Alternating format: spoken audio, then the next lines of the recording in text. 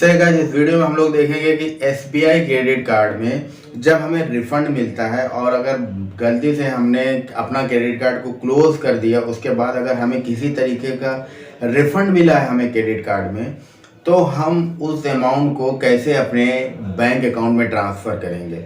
तो रिफ़ंड कई तरीके का हो सकता है, जैसे हमने क्रेडिट कार्ड लिया और हमें एनुअल चार्जेस काट लिया गया और हमने क्रेडिट कार्ड को क्लोज़ करा दिया 15 दिन के। जब हम नया क्रेडिट कार्ड अप्लाई करते हैं और 15 दिन के अंदर अगर क्लोज़ करते हैं तो हमें एनुअल चार्जेस नहीं लगता है, जॉइनिंग फ़ी जो होती है वो नहीं देनी पड़ती है। तो एक रिफ़ंड ये हो गया। और दूसरा, अगर हमने कोई भी चीज़ परचेज़ की है क्रेडिट कार्ड से और हमने उसे रिटर्न कर दिया है, तो भी रिफ़ंड आने में 10-15 दिन 20 दिन लग जाते हैं। और अगर गलती से हमने क्रेडिट कार्ड को क्लोज़ कराने की रिक्वेस्ट डाल के रखी है, तो क्रेडिट कार्ड क्लोज़ होने के बाद जब रिफ़ंड हमारे अकाउंट में आता है, तो हम उसे कैसे अपने बैंक अकाउंट में ट्रांसफ़र करेंगे, इस वीडियो में हम लोग यही देखेंगे। तो अगर एसबीआई क्रेडिट कार्ड हम लोगों को क्लोज़ हो चुका है, उसके बाद कुछ अमाउंट रिफ़ंड आया है, तो वो हम एक ईमेल करके उसको अपने बैंक अकाउंट में ट्रांसफ़र करवा सकते हैं। इसमें कुछ कंडीशन होती है, मैं आपको बता देता हूँ। अगर आपका रिफ़ंड अमाउंट 500 रुपये से कम है तो आपका अमाउंट ट्रांसफ़र नहीं किया जाएगा। और दूसरी चीज़, अगर आपका रिफ़ंड का जो अमाउंट है वो 49,000 से ज़्यादा है, यानी अगर 49,000 रुपये से ज़्यादा आपका रिफ़ंड अमाउंट है और आपका क्रेडिट कार्ड क्लोज़ हो चुका है, तो आपको उस अमाउंट को अपने बैंक अकाउंट में लेने के लिए आपको आपका पैन कार्ड उसमें देना पड़ेगा, उस अमाउंट को अपने बैंक अकाउंट में ट्रांसफ़र करने के लिए। तो अगर 49,000 रुपये से कम है और 500 रुपये से ज़्यादा है, तो आप एक ईमेल करके अपने क्रेडिट कार्ड के अकाउंट में जो पैसा आया है उसे अपने बैंक अकाउंट में ट्रांसफ़र करवा सकते हैं।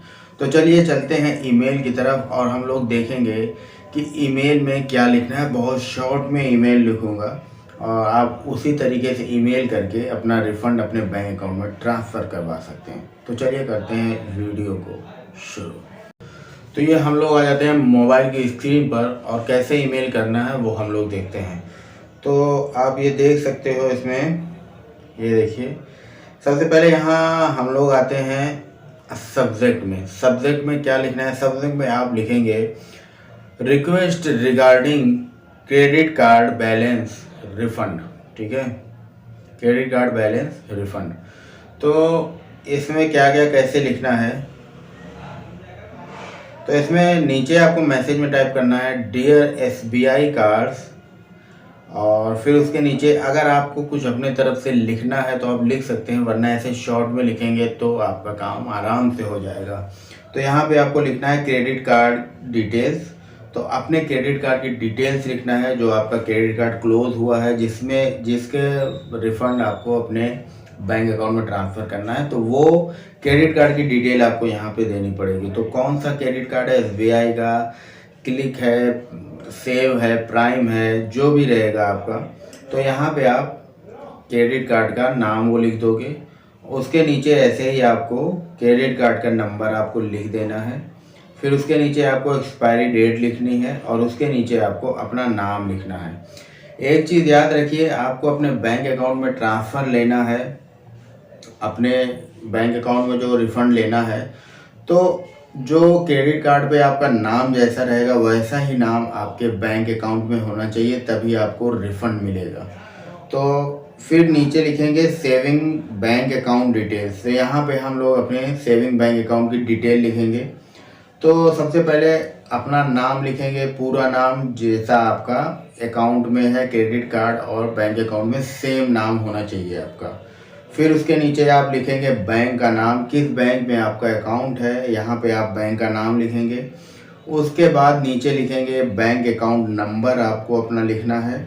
फिर उसके नीचे आपको आईएफएससी कोड लिखना है उस बैंक का, और फिर उसके नीचे आपको रेसिडेंशियल एड्रेस लिखना है विद पिन कोड, अपना एड्रेस लिखना है।